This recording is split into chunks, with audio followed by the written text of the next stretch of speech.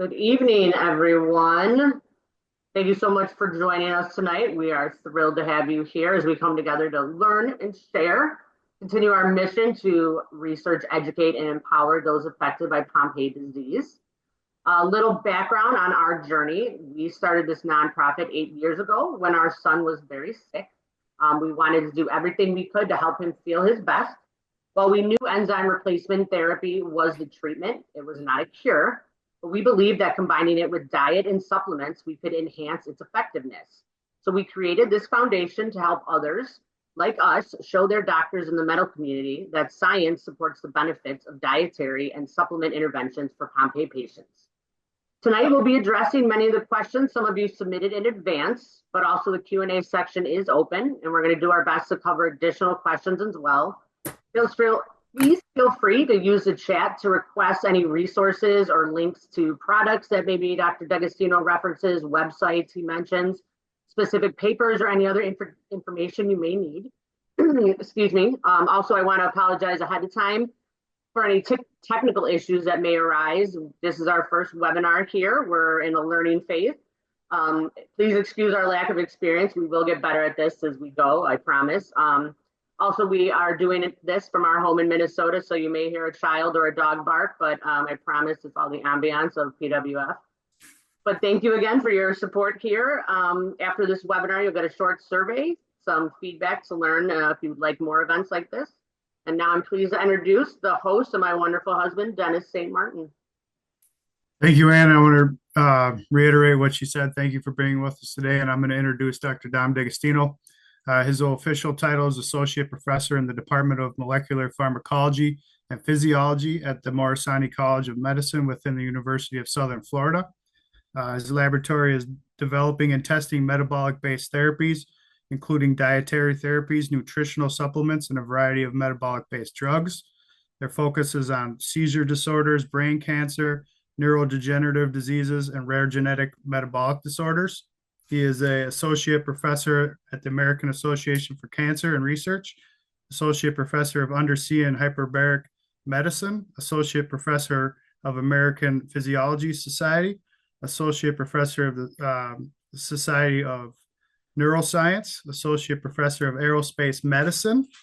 Some of his funding comes from the Department of Defense, NASA, Department of Naval Research, NIH, and others. And besides all of the above, Dr. D'Agostino has been an incredible resource and a friend to our family and Pompe Warrior Foundation. He is truly altruistic in that he wants his research to help others, and he does whatever he can to provide people with what they need to help themselves, and that is why he has agreed to be here today. Dr. D'Agostino will talk for a short while about his current research on Pompe, and then we will get into the questions. Dr. D'Agostino, thank you very much for being here. The floor is yours. Thank you, Dennis, and thank you, Ann. Pleasure to be here. And yeah, I've been inspired by the work of the foundation and very grateful they connected with me. So I have the opportunity to do work in this field because we really think a low-hanging fruit for metabolic-based therapies is metabolic disorders, and Pompe being one of them for sure. So I have a little PowerPoint presentation that I could go through quickly to just kind of showcase the work we've been doing in an animal model, mouse model of Pompe disease. And then we can just turn it over and answer any questions that the listeners here or viewers have. So I think, Ann, you have the share option. So share screen option, right?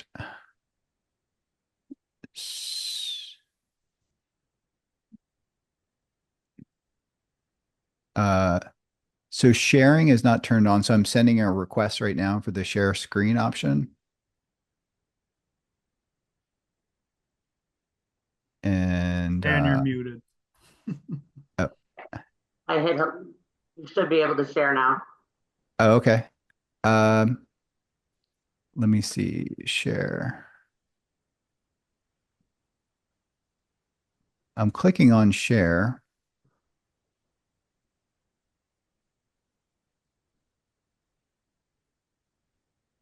Oh, here we go.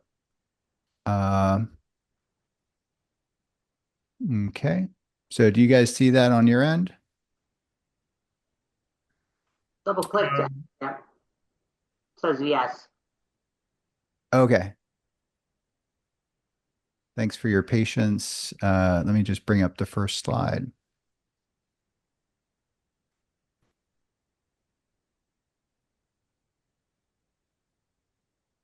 How does that, are you seeing that on your end? Okay, great. So yeah, this was a presentation a few months ago at the AMDA meeting, and just kind of highlighted, I just kind of broke it down to more of layman's terms, but I'll go through the technical details, quickly. But I do have some disclosures. And Dennis mentioned our research support. We do have patents related to the various metabolic therapies and, I guess, ketone technologies that we've have established and have been using for military applications. And my early work with the military inspired me to take what they funded essentially and apply it to real world clinical conditions like seizure disorders, cancer, and metabolic disorders. So the ketone metabolic therapy is what we like to kind of frame the ketogenic diet, because a ketogenic diet is much more than a high fat low carb diet. It does so many different things. And there are many versions of ketogenic diet. So we put it under the umbrella of ketone metabolic therapy. And when I talk about a ketone metabolic therapy, let me just move the box over here.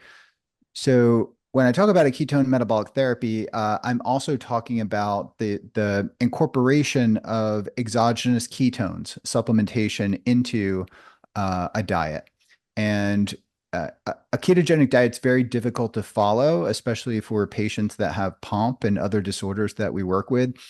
So what we have done, and others like Dr. Tarpanowski has done, is create a diet that's sort of optimal, that a patient will follow, that's palatable, tolerable, and is safe, and then further augmenting the therapeutic efficacy of that diet by incorporating metabolic supplementation, so specifically ketogenic supplementation.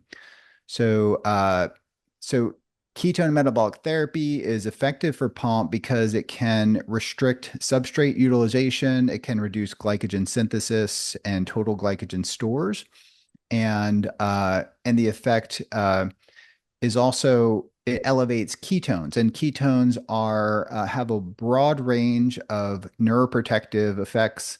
And that's really the cornerstone of our lab. We actually started studying Alzheimer's disease. It was our first study with ketones at the Alzheimer's clinic here.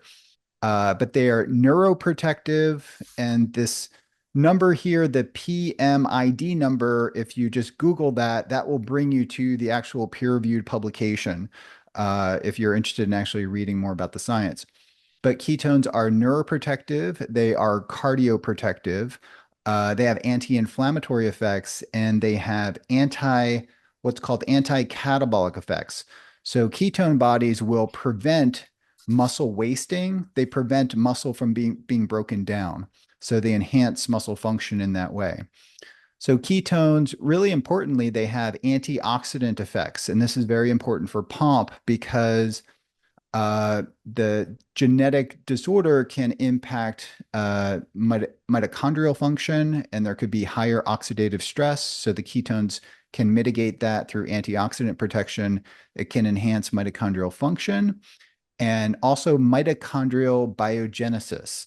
So I'm throwing out a lot of big terms here, but this is all very good. So if you have more mitochondria, that occurs through something called biogenesis, and that enables your body and your cells to make more energy. And ketones have been shown to do this in multiple studies in animal models and in humans. And they're also, the elevation of ketones and ketones in general have been associated with increased autophagic flux. And we know that with Pompe disorders, there's a suppression and an impairment of autophagy. So ketones actually can enhance autophagic flux.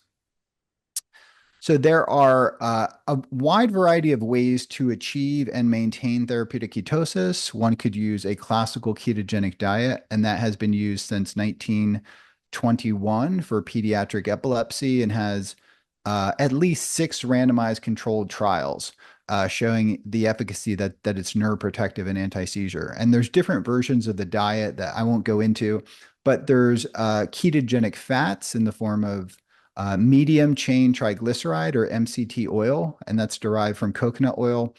That can be incorporated into a standard diet, even, but more effectively with a ketogenic diet to further increase the ketone levels. Think about it like a poor man's exogenous ketone. And then there are exogenous ketones, and they come in the form of ketone salts, which tend to taste very good, ketone diols, which include 1,3-butane diol, which I'll be talking about today.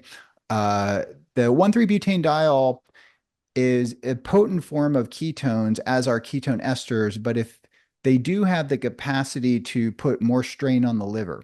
So what my recommendation is, especially after we completed this study, we didn't know going into this study because we found some toxicity with the ketone diols. The ketone salts, specifically what I use is Keto Start, it's ketones combined with electrolytes, is kind of what I would recommend for a supplement. So in addition to being a source of energy for the brain, the heart, and the muscles, the ketones have really important signaling properties that I don't have time to go into, but it's really the ketones being elevated in the blood, supplying energy, but also their powerful signaling effects is of what's interest to many of the scientists right now. They're studying even the effects. The ketones have an effect on gene transcription. They have an effect, it's called an epigenetic effect, and they can turn on genes that are otherwise silent. And this is a very exciting area, and it happens in the brain, it happens in the liver and the heart. So even in the presence of a persistent molecular pathology, being in a state of ketosis can activate gene pathways that would otherwise not be activated. And it does that through some unique ways. One is called beta hydroxybutyrylation. I don't have time to go into, but it's something that we're studying in the lab. So to really test this idea of ketone metabolic therapy for Pompe disorder, there's a couple different experimental tools that scientists will use. We used a Pompe murine model, mouse model, that was generated by a technique called CRISPR that you may or may not have heard of, but it's a gene editing technique that allows you to edit the genes in a way. And in this, the investigators generated a mouse model that we feel is the best, as equal to any model out there or better, I'll say. So the first aim of our study was to test ketone metabolic therapy on blood metabolites, body weight, motor function, just physical activity, right? And the hypertrophy of the heart, or the hypertrophic cardiomyopathy that's associated with Pompe disorder.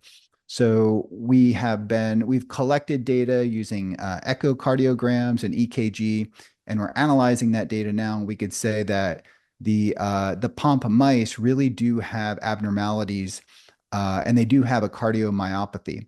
And we're analyzing the data now on the therapies for that. So I'll be showing you the data from AIM 1, and AIM 2 is still ongoing and involves what we did.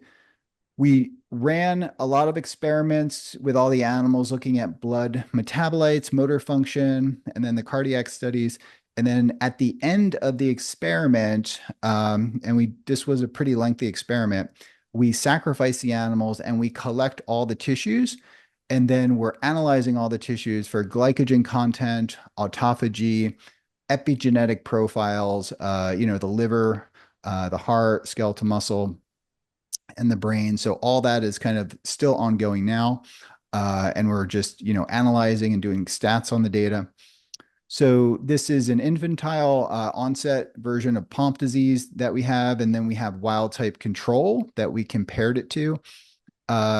The diet that we chose to use was unlike other ketogenic diets in that the protein content of the diet was higher.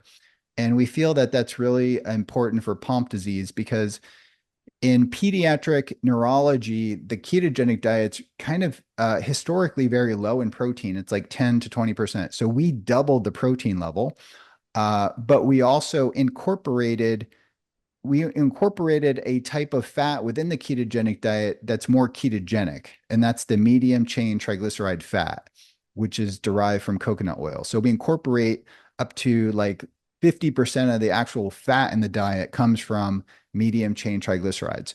So that's an important distinction of the protocol, that the dietary protocol that we use.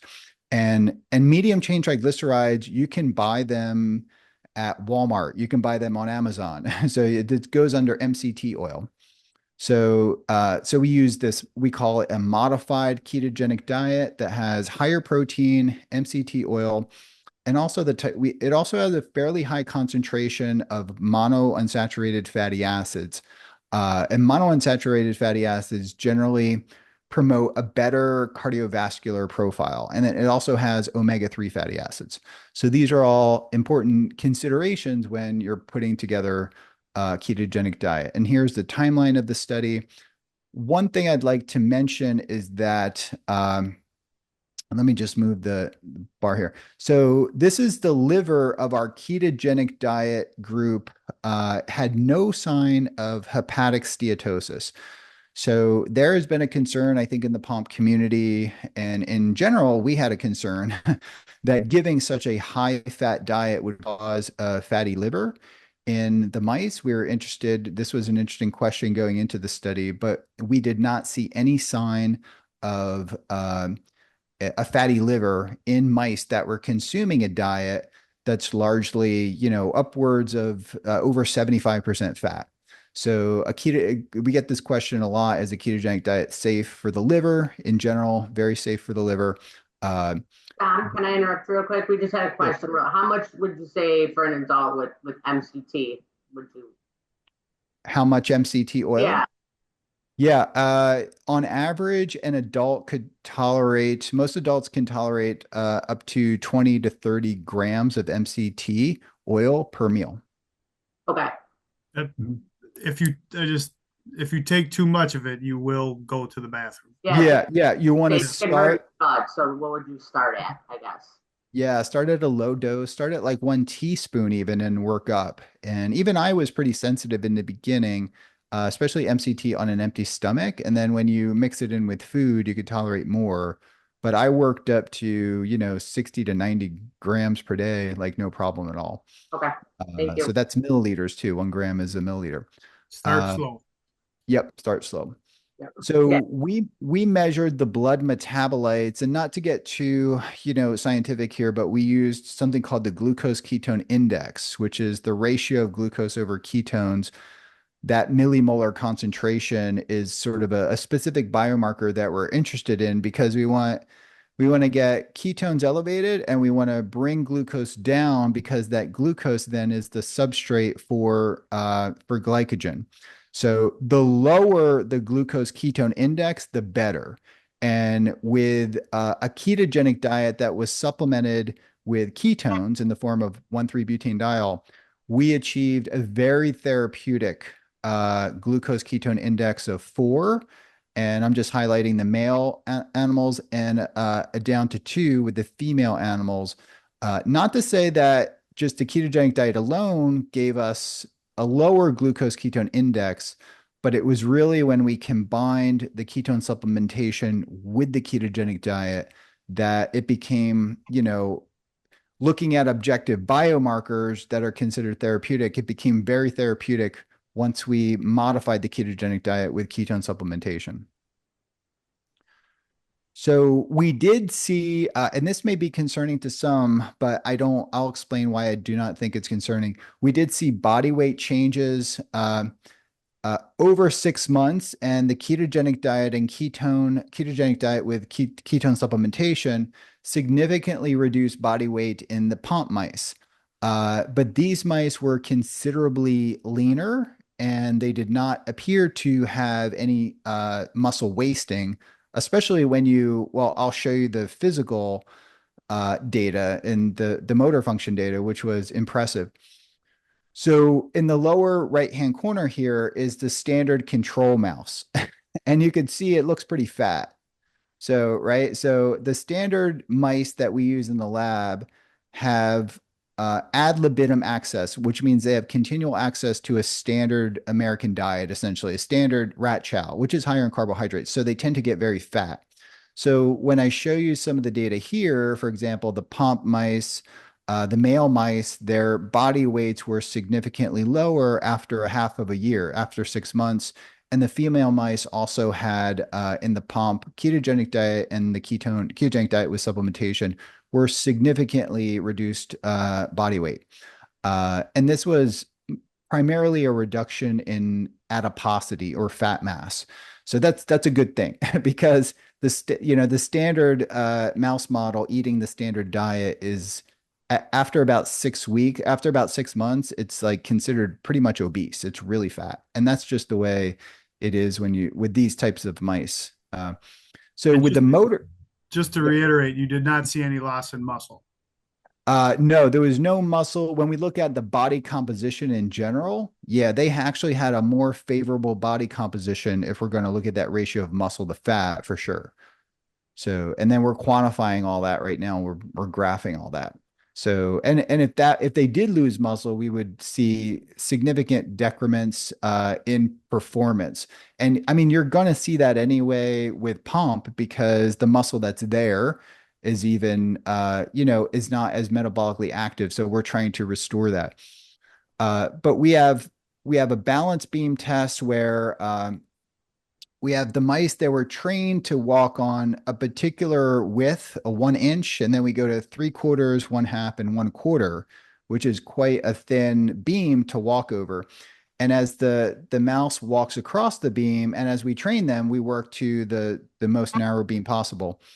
And there's different quadrants, and if they could reach it and make it all the way across, that's the highest score you can get for on the thinnest. So we tested this in over time with the standard control mouse and all the different groups, including the Pompe with the standard diet with a ketone supplementation, a ketogenic diet, and then the ketogenic diet with ketone supplementation.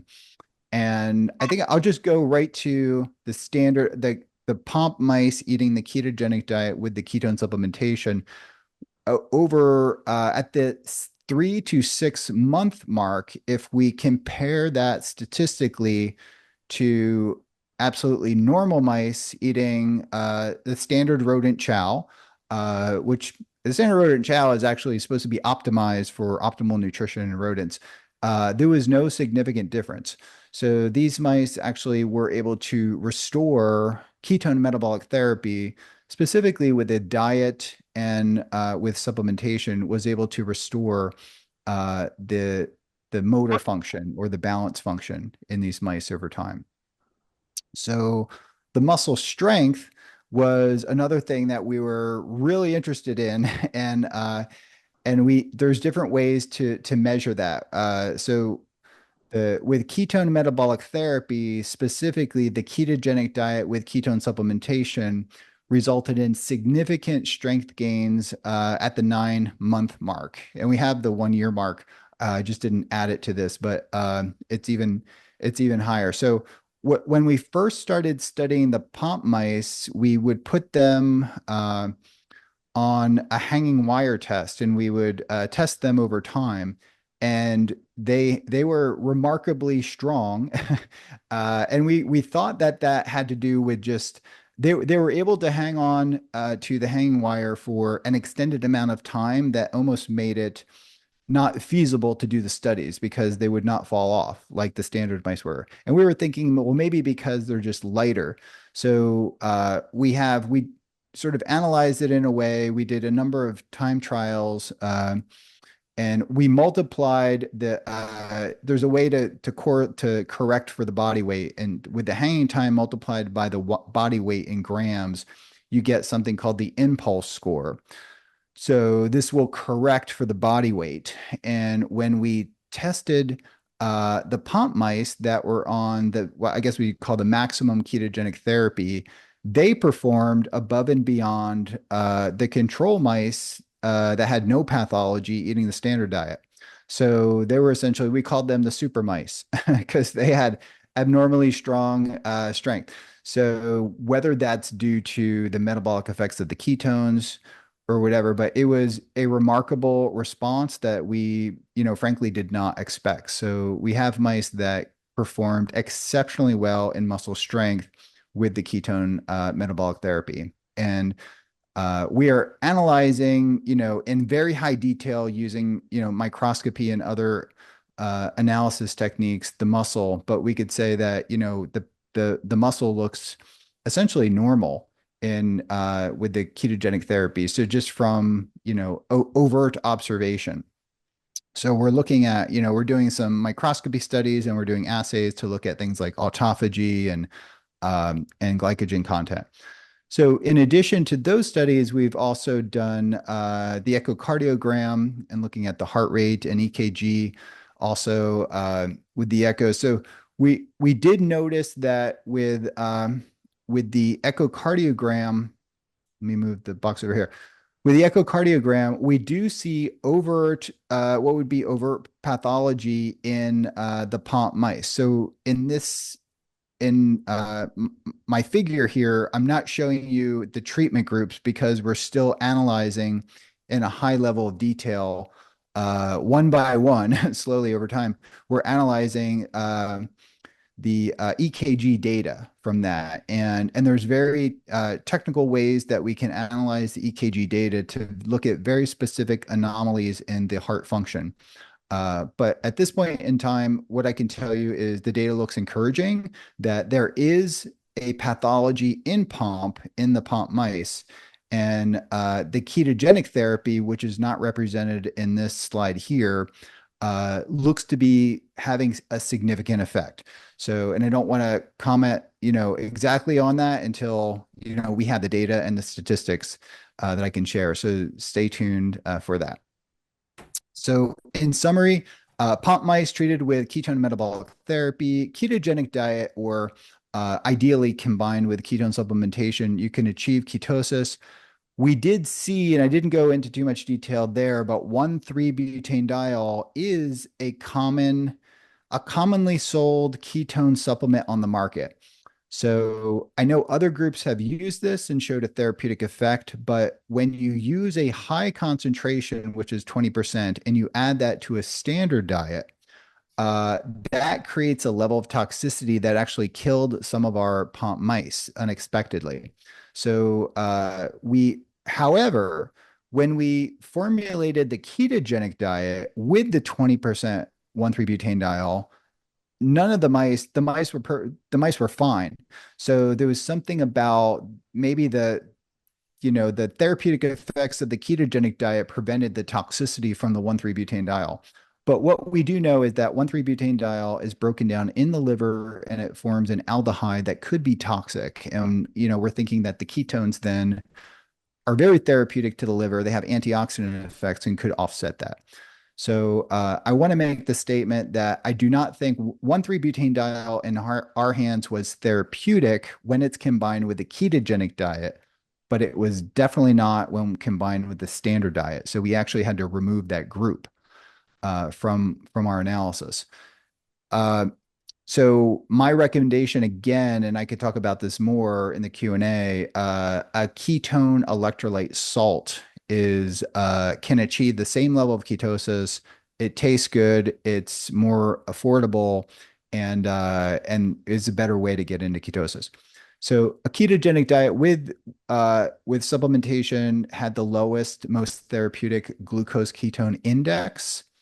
And the ketogenic diet with supplementation resulted in improved motor function and strength. And we're now, like, as we speak, or just probably the students are finishing up, we're analyzing the glycogen content. We're doing assays for autophagy, mito tracker, and also epigenetic analysis. So these types of experiments involve, analyzing all the tissue and doing repeated experiments over and over. So So you have multiple sort of tests run on the same tissue. So all that work is being done now. It looks very encouraging. We are in the future. The next step is to really optimize the ketone metabolic therapy with different forms of exogenous ketones that we think would be more therapeutic, greater potency, tolerability, efficacy, and most importantly, greater safety. And another big, goal that we have is combining ketone metabolic therapy and combining this with enzyme replacement therapy and looking at the synergy between that. In addition, we think there's great therapeutic potential in incorporating autophagic agents, stimulating autophagy with something something that's a natural product like sulforaphane, incorporating things like vitamin C. We think that these things have great potential. And a lot of our research shows that many things in isolation are not therapeutic, but when you combine them together, they're either additive or synergistic. And we have a track record of kind of showing that in the lab. Not too many people approach research like that because the NIH or other institutions don't like to fund things. They like to look at one particular agent, but we think that there would be synergy for muscle strength and function. Tom, we just had one quick question from someone that said it seems that some of this data contradicts Dr. Tanopolsky's data where he saw muscle improvement with butanediol by itself without the ketogenic diet. Is that correct? Yeah. He did not use the level that we did. So we tried to push the level up kind of high. And also he used a different mouse model of Pompe disease too. So that could have been, and we talked about that over dinner, after the conference we had, and I think there's a lot of stuff that Dr. Tarpanowski is doing and that we're doing. And I think there's a lot of, I think it's great. I think it would be good to use both animal models and look at this therapy in particular, and maybe versions of the therapy, like an optimized approach in both animal models. Because I think there's a discussion about what's the best. So we used I guess what would be the newer model of Pompe disease that's made with the new CRISPR technique. And it does, maybe a benefit of this model, has more of the cardiomyopathy can be observed in this particular model. So it might be a bit more of a severe model of Pompe. The jury's still out on that. So, but that's my, just in talking with people. Thank you. So I do get a lot of questions about the side effects of ketogenic diets, and I would just like to kind of, give it a quick overview. There's contraindications with liver disease, fatty acid oxidation disorders, and then potential liver abnormalities. We can talk about that. Kidney stones is probably one of the things that comes up in the epilepsy literature. There was a 5 times increased risk in one study in pediatric epilepsy with kidney stones. That was largely due to a lack of electrolytes, specifically potassium, magnesium, and things like that to offset the acidosis, and also hydration. That's probably even a more important thing because many times the ketogenic diet has a diuretic effect and can result in kidney stones just by, increasing diuresis. And meaning you pee a lot. Yeah, you pee a lot. Yeah. So you pee a lot and your body sort of dumps a lot of electrolytes. Your electrolytes are your sodium, potassium, calcium, magnesium. The ketone salts actually have sodium, potassium, calcium, magnesium.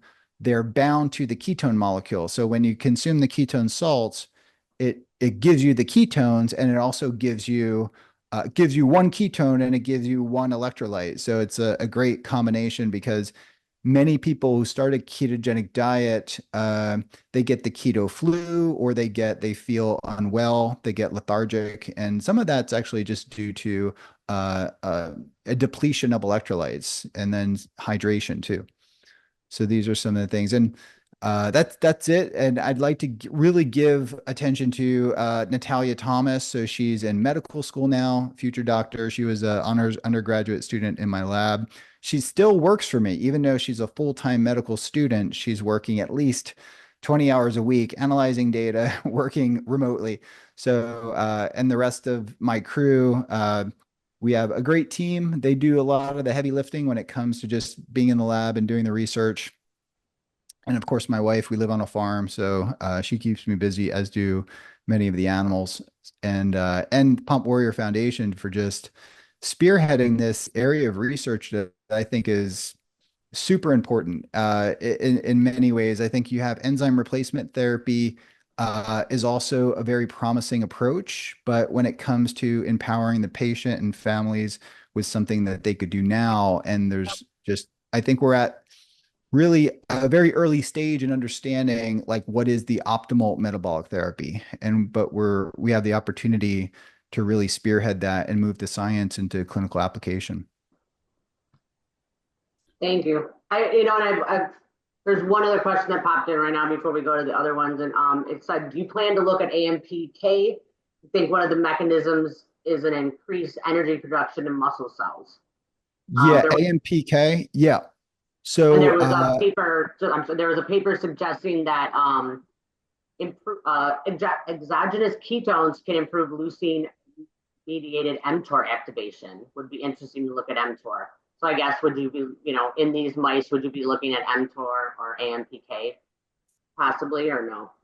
Yeah, I think autophagic agents can stimulate AMPK too, like sulforaphane is one of them, and yeah, and that's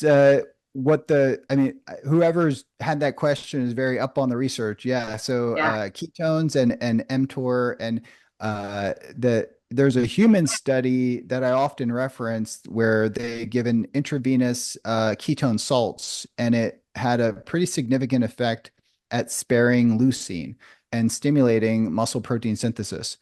So it was an early study, actually. So we do think that as we learn more about the most effective way to deliver the ketones, that can have a muscle sparing effect, and it could be not only preventing muscle breakdown, but also stimulating the muscle protein synthesis pathway with mTOR.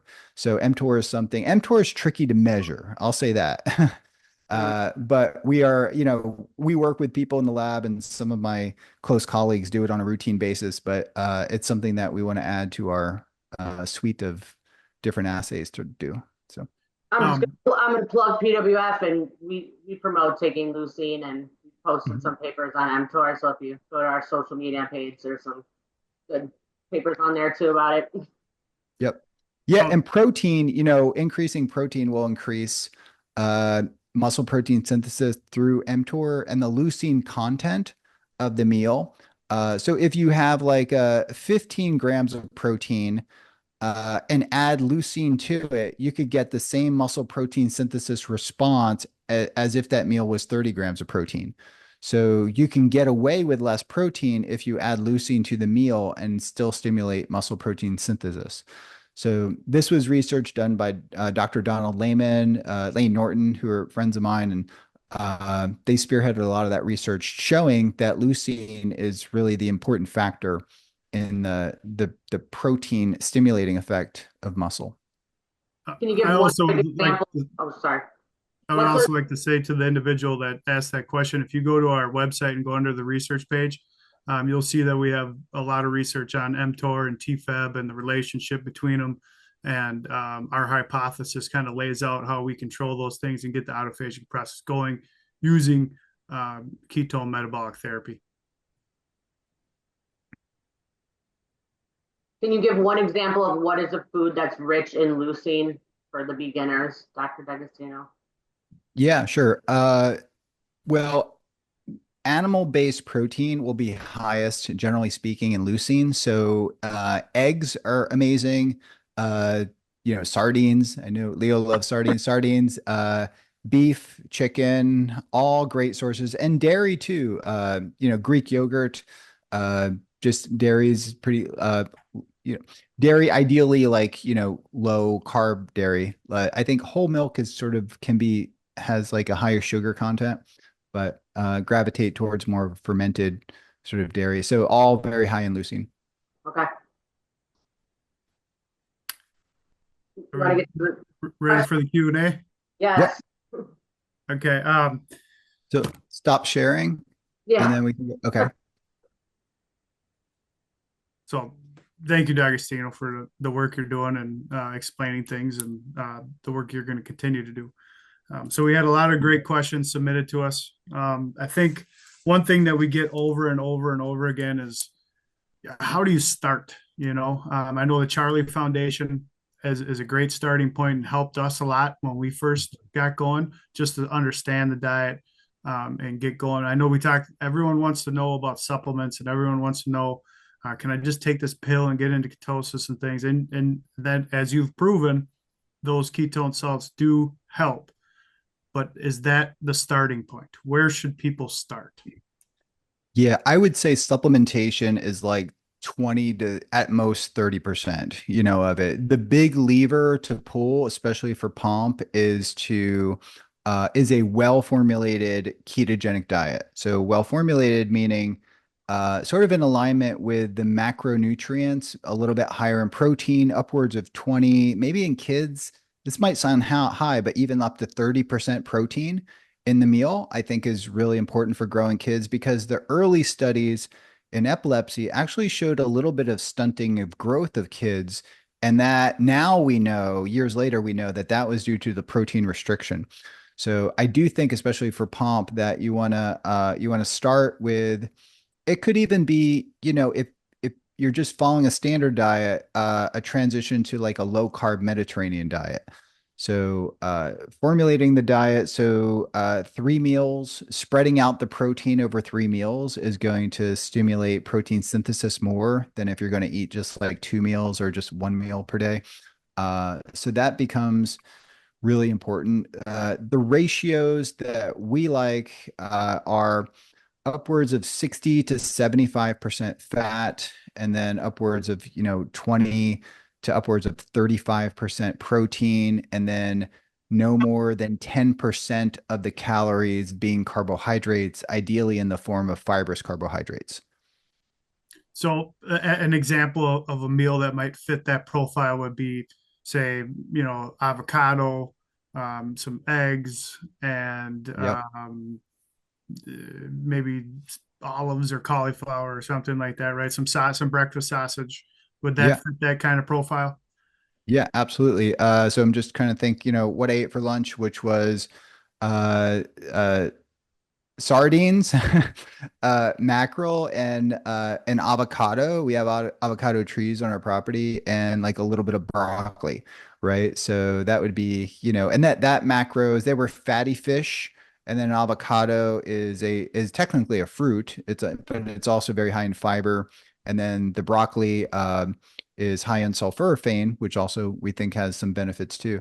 So that would be a meal you could do. There are many different a ketogenic diet does not specifically have specific foods, but you can choose the foods that you want based on your personal preference, and just it needs to meet the macronutrient ratios. Specifically, you want to have, the carbohydrates restricted to get into ketosis. Do you, other than the Charlie Foundation, is there any other resources where people can educate themselves on? I mean, we talk about macronutrients and things like that, like it's a common space for people, and it really isn't for the greater society. So, how does someone learn what those ratios are and how to achieve those ratios? Yeah, I mean, you could just do like a Wikipedia search on the ketogenic diet, right? But I have the keto nutrition.org website, and we have a blog on there, and we have, a number of blogs. It's like Keto 101, how to set up your ketogenic diet.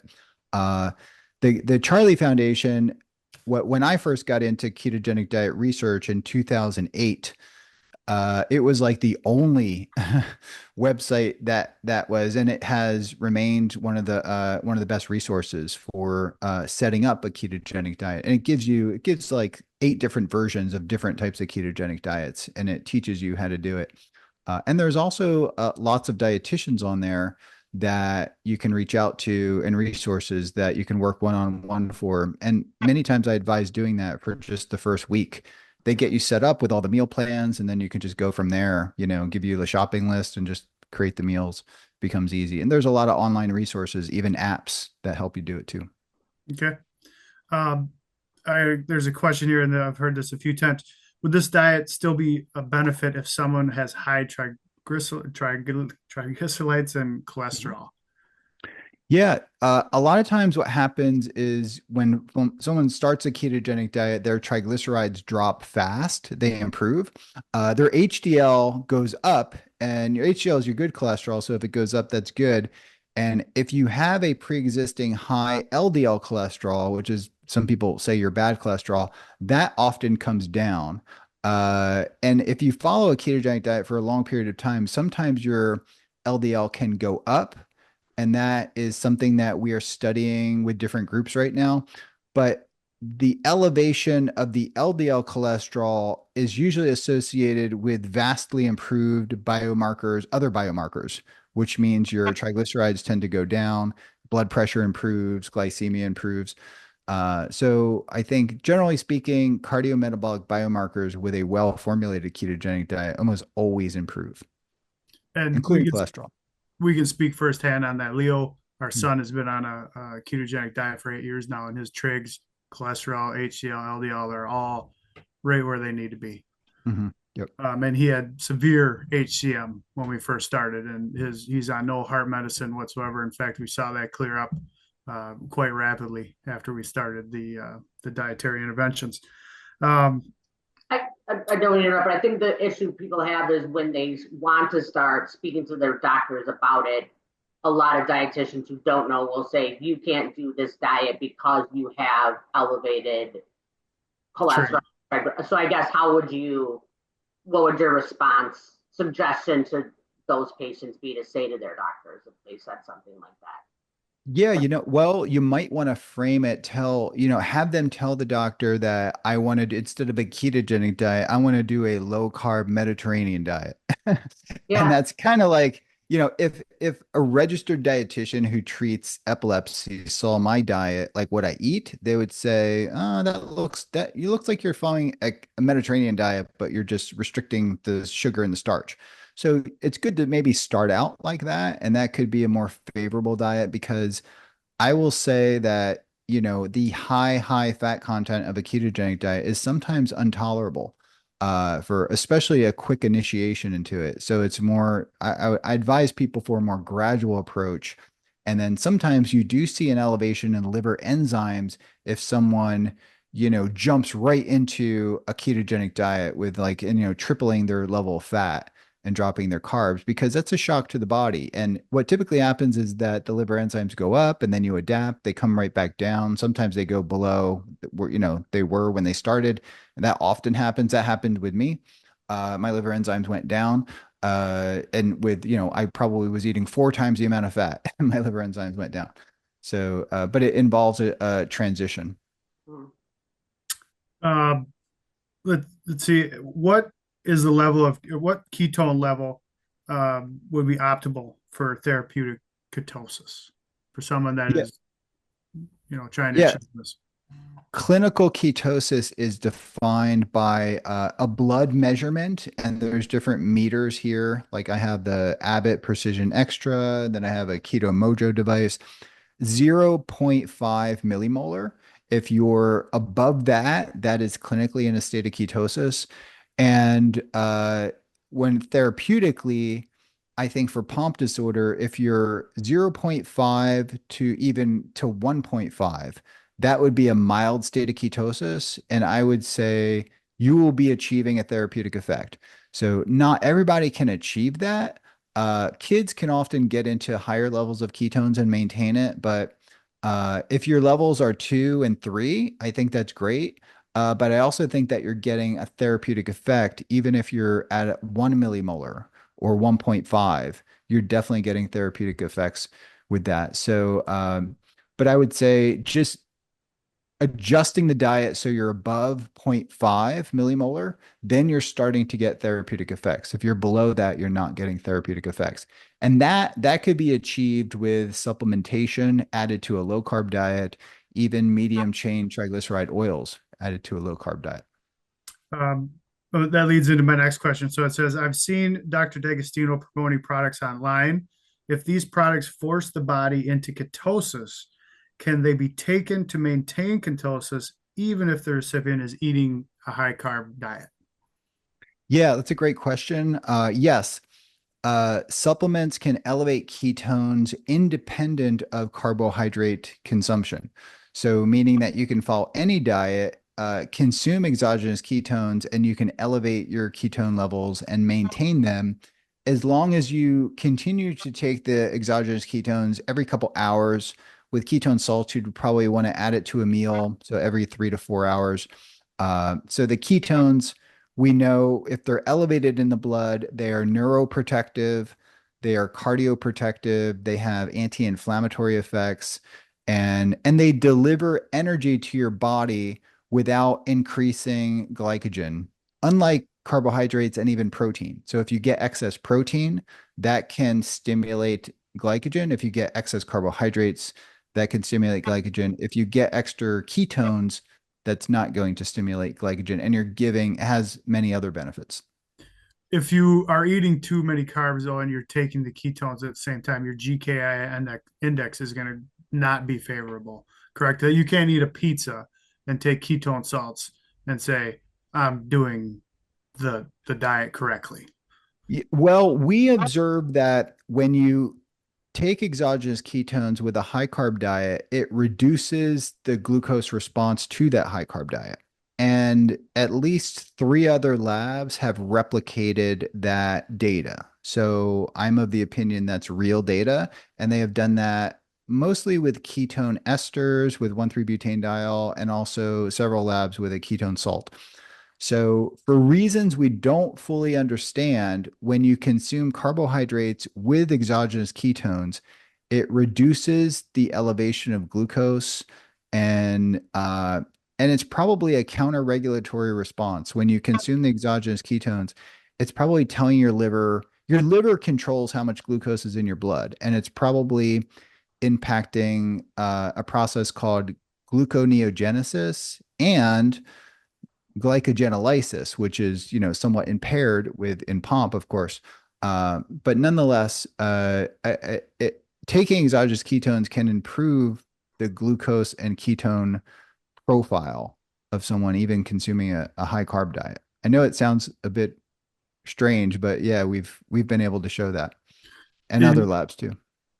you've been able to show it if someone is regimented enough to take the ketone bodies at 2 to 3 hours every 2 to 3 hours, correct? So you would have to really be diligent. Yeah, so there's different ways to extend the elevation of ketones with the exogenous ketone. One way to do that is simply to mix a ketone salt like KetoStart and to mix that with medium chain triglyceride.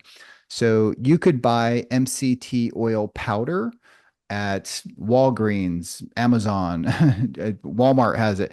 And you could mix that powder with exogenous ketones, and the fat will delay gastric absorption and shift it'll shift we call it the pharmacokinetic curve to the right. So the elevation will not be as sharp, but it will cause a more gradual rise in ketones, and it'll shift that elevation will have a longer duration over time.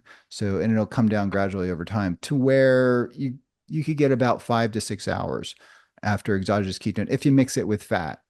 So that's why I advise people, if they do take exogenous ketones, to take it with a ketogenic meal, because there you get a meal that has fat and fiber, and that will slow absorption. So it may take, an hour or so for the ketones to get into elevated in the blood, but it'll keep it elevated for a couple hours, a couple more hours. I have a question that came in. It said, I've had lactose intolerance for many years, severe gluten allergy in the past year. Any food recommendations? Yeah, well, a ketogenic diet is an elimination diet, right? So the pediatric dietitians and the registered dietitians that work with kids, they are very adamant that of course, a ketogenic diet will be free of gluten, because gluten comes from wheat, and wheat is a carbohydrate and a starch. So usually not, part of a ketogenic diet meal plan. However, dairy historically has been part of ketogenic diets. However, many dietitians will tell me when they remove dairy from ketogenic diets, that's when they get better seizure control. That's when they get more positive benefits. So I love dairy, but at the same time, you can consume dairy if the issue is lactose intolerance. So just removing milk. I can tolerate fermented dairy. So like a Greek yogurt, I can tolerate that or sour cream. So I actually get a lot of my calories, especially at nighttime, believe it or not, from a good quality sour cream with active cultures in it. I'd encourage people to go find that, and it'll metabolize all the lactate. It's very good for your microbiome, and the fat is a great source of calories. If a lot of people actually, a side effect of the ketogenic diet is weight loss, right? A lot of people use the ketogenic diet for weight loss, but therapeutically, when you're implementing it in a big problem in epilepsy is that kids can't maintain their weight. So there's little tricks that people can do, and you could do like sour cream and mix dark chocolate baking powder with it and like stevia, and it becomes like a chocolate mousse. And I do that quite frequently. But if there's a gluten allergy and a dairy allergy or lactose allergy, then that would be my recommendation.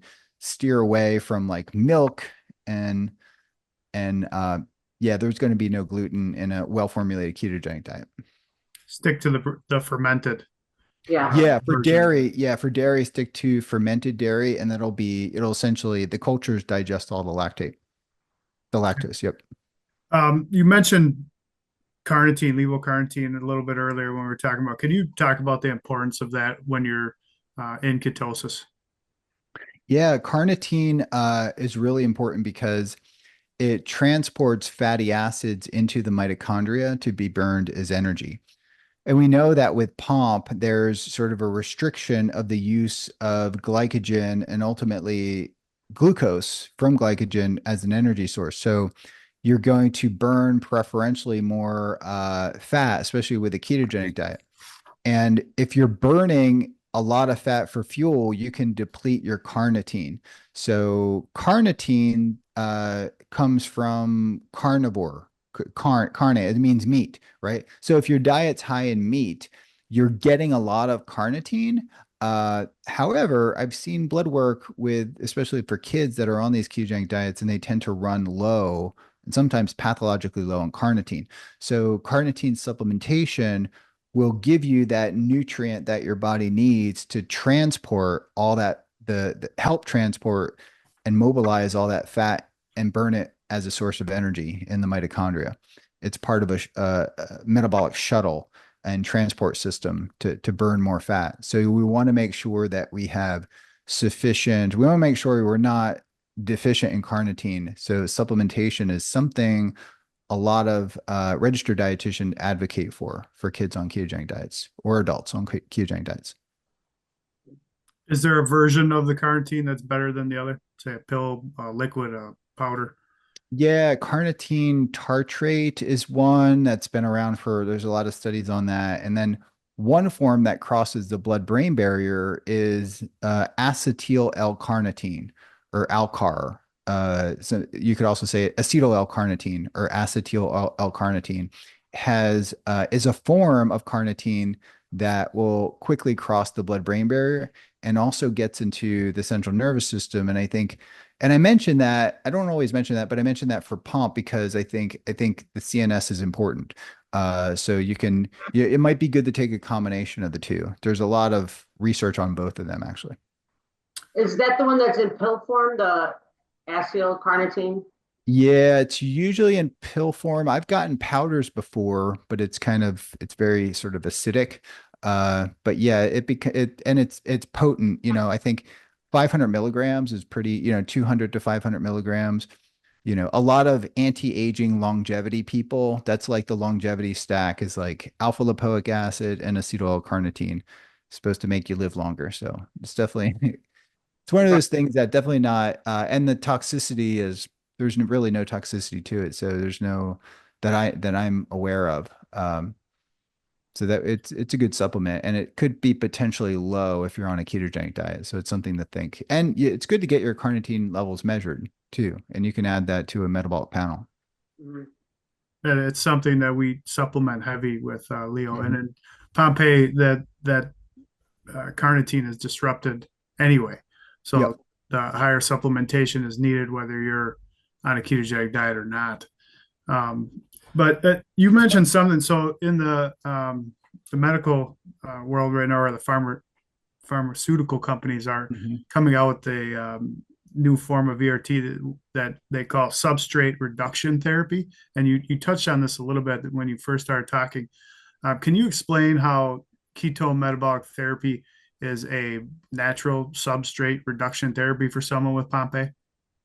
Yeah, sure. And I think, I mean, that was like when I learned about Pompeii, like the very first thing I thought of was just like, okay, Pompeii is a situation where you have pathological accumulation of glycogen in the lysosome, and that becomes detrimental. And when you have a pathological accumulation of that, then you have off-target effects on the mitochondria, which could cause more downstream effects. But when we talk about substrate limitation, carbohydrates are uh, uh, when carbohydrates are the source of glucose, which is the contributor to glycogen accumulation, right? So if we want to reduce substrate, when we talk about substrate, we're talking about the molecule that contributes to the biosynthesis and the accumulation of glycogen. So the obvious approach, it would seem, is that you want to restrict that. But at the same time, ketogenic diets can stimulate various catabolic pathways that can simultaneously contribute to the breakdown of glycogen and that's like through, sympathetic nervous system activation or even cortisol or things like that. Or most importantly, like suppression of the hormone insulin can sort of drive fat oxidation, but also just stimulate the mobilization of glycogen. But most importantly, I think when we talk about substrate restriction therapy, we want to restrict the very molecule that is responsible for glycogen accumulation, and that's glucose. And any carbohydrate can be broken down into glucose. So carbohydrates would be, the target uh, macronutrient we want to restrict when it comes to substrate restriction. And so that obviously is what happens when you switch over your fuel sources from a glucose to a ketone, correct? Exactly. Yeah. And with a ketogenic diet, you are switching, not switch, you're transitioning your metabolic physiology to burning preferentially more fat and ketone bodies for energy. And the ketones are important because they become an alternative fuel for your brain. Whereas long chain fatty acids, generally speaking, do not cross the blood brain barrier. Medium chain fats can actually cross the blood brain barrier, interestingly. But when you transition your body to ketosis, you liberate fat for energy that generally doesn't cross the blood-brain barrier unless it's supplemental MCT oil. And then the ketones get converted in the liver, get made by the liver, and then they spill into circulation and they become very important energy sources and also therapeutic sources for your heart and your brain. So would you say that the heart and the brain prefer ketones? Yeah, absolutely. I think especially under conditions uh, where you have glucose hypometabolism or dysregulated glucose metabolism, the ketones become preferred fuel for the brain. Many ketone researchers will say, under all conditions, ketones are the preferred fuel for the brain. And I see where they're coming from. And I think there's some truth to that. One can say that when the brain or the heart is metabolizing ketones, you produce proportionally less oxidative stress. Free radicals are a consequence of metabolism no matter what. But when you're burning ketones for energy, you produce considerably less reactive free radicals, also called reactive oxygen species. And over time, that's going to pay big dividends on your overall metabolic health and mitochondrial function.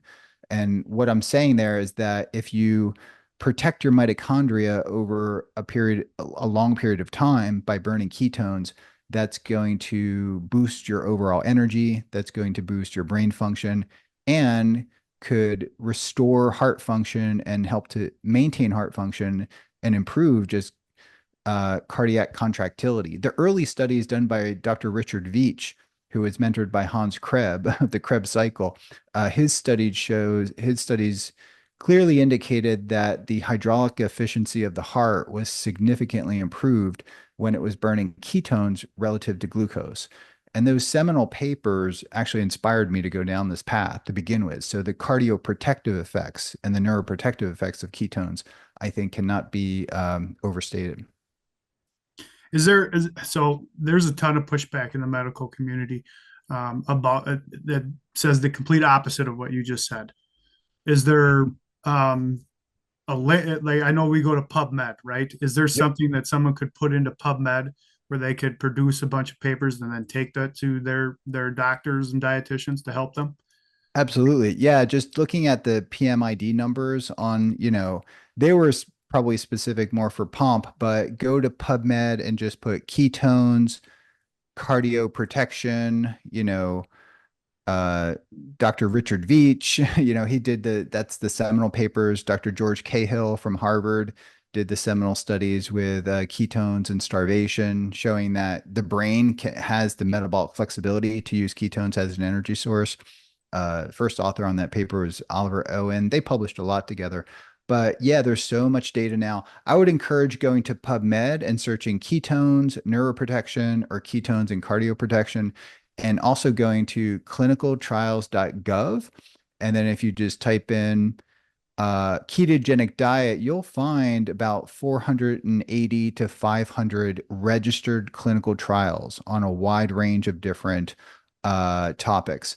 And if you type in ketone supplement in clinicaltrials.gov, you'll find well over 100 registered clinical trials investigating exogenous ketones for cardioprotection, for neuroprotection, for all sorts of different things.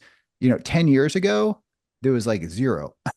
So there has been an explosion of research on ketone metabolic therapy for dozens of different disorders. So that has been a really exciting, it's been exciting to be, involved in this research and just seeing it expand in so many directions. Thank you. So we're coming close to the end here, and I wanted to wrap things up with kind of a final question. Pompe is a neuromuscular disease, and it has been proven that there is a buildup of gray matter on the brain in both LOPD and IOPD patients. It is also well documented that ERT does not cross the blood-brain barrier, which contributes to the buildup of the gray matter in the brain. Do you think ketone metabolic therapy has potential to impact this situation? Yeah. And what do you think? Yeah, absolutely. I think that is an unfortunate and known limitation of enzyme replacement therapy is, getting it across the blood-brain barrier, as is many new molecules and enzymes and proteins that people are using therapeutically. So the difference between ERT and ketone metabolic therapy is that ketone metabolic therapy is freely able to cross the blood-brain barrier and supply the brain a source of energy, but also has, as mentioned, the ketone molecules have remarkable signaling effects. They have anti-inflammatory effects. They have neuroprotective, anti-seizure effects. They change the neuropharmacology of your brain. That's why ketosis works for seizure disorders. It elevates something called GABA, reduces glutamate, reduces inflammation. Inflammation probably drives certain many, if not all, neurodegenerative disorders. So that's a really important distinction that you made or bring up with metabolic therapy. I think they can work synergistically with ERT, additive and synergistically, especially in the context of improving and protecting the central nervous system. Thank you for that And thank you for joining us. I don't know, Ann, if you have any other final questions that people have brought in. Yeah, I wanted to give Dr. D'Agostino a plug and his wife. Did you want me to post in the chat about Keto Start and the code if anybody wanted to look at the esters that were there for the company Oh yeah. there or?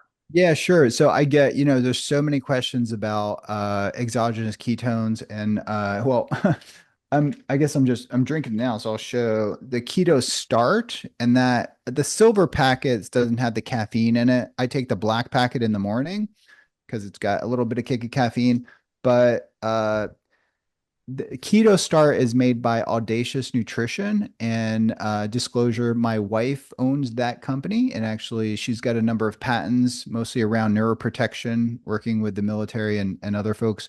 Uh, if you go to that website, she told me that she would make a code possible for Pomp, and the code would be Pomp, all capital 30.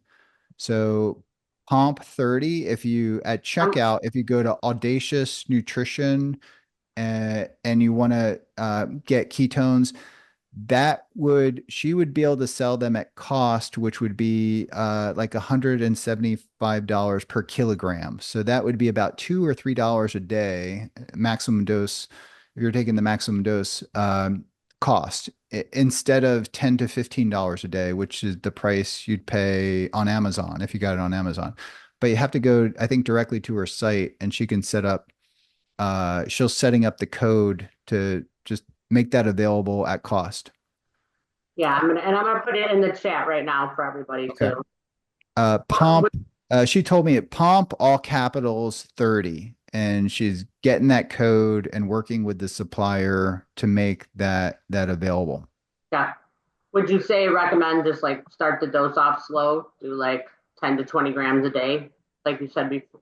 Yeah, like one packet has like 10 grams, and I do half a packet in the morning and then half in the afternoon. And if I'm really getting at it and need a lot of mental energy, I'll do 2 packets a day.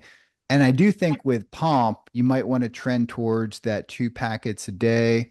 Uh, like I said, that would be like, you'd get a lot of benefits from 2 packets a day for sure, especially if coupled with just a low carb diet, ideally a ketogenic diet. But if you can't follow a ketogenic diet, you'll get noticeable energy benefits just from a low carb diet with the ketones.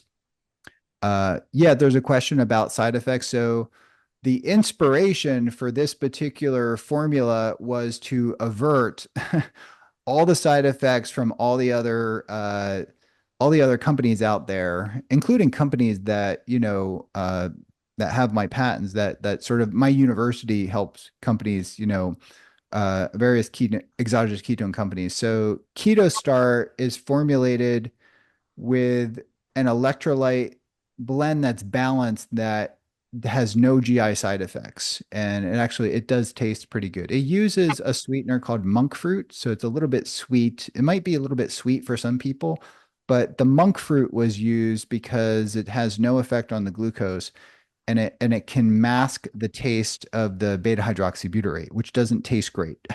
But with the monk fruit and the natural sweeteners, it's very enjoyable to drink, actually. And I can second that. I've had Keto Start. Dom has given me some of it. It tastes good and it does work. Mhm. So Well, thank you very much for your time, Dr. D'Agostino. Thank you Thank you. everybody for joining. And this will be online and on our socials. yeah, we Thanks for appreciate your everything you work do. and thank you for being here. And I thank you appreciate being for part of the being foundation. Yep.